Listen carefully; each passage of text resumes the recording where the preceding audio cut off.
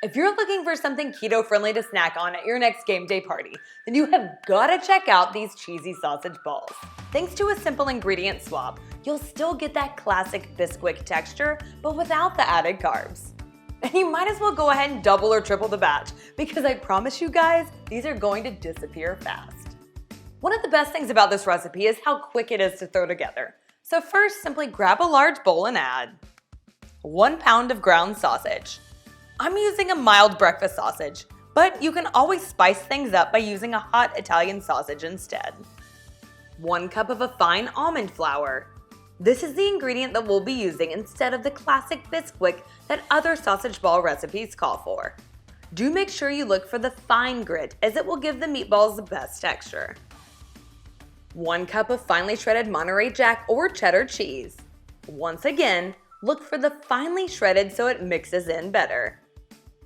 3 tablespoons of finely chopped green onions. 4 ounces of softened cream cheese. Do make sure that this has come to room temperature before you add it in. 2 teaspoons of ranch seasoning mix. You can either use the store-bought packages or make your own at home. I've got a great DIY recipe if you need one.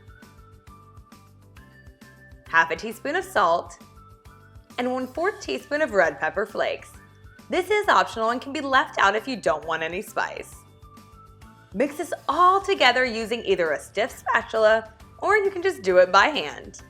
And mix until everything is well combined.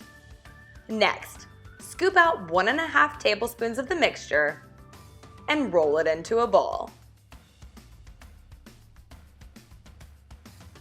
If you have trouble with the mixture sticking, you can always spritz your hands with a bit of nonstick cooking spray.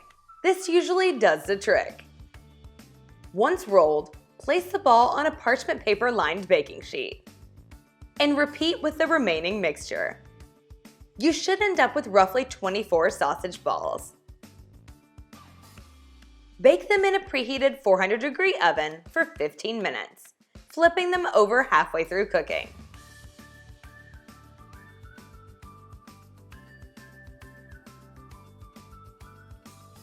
If you want an extra crispy exterior, broil them for an additional 2 to 3 minutes just before serving.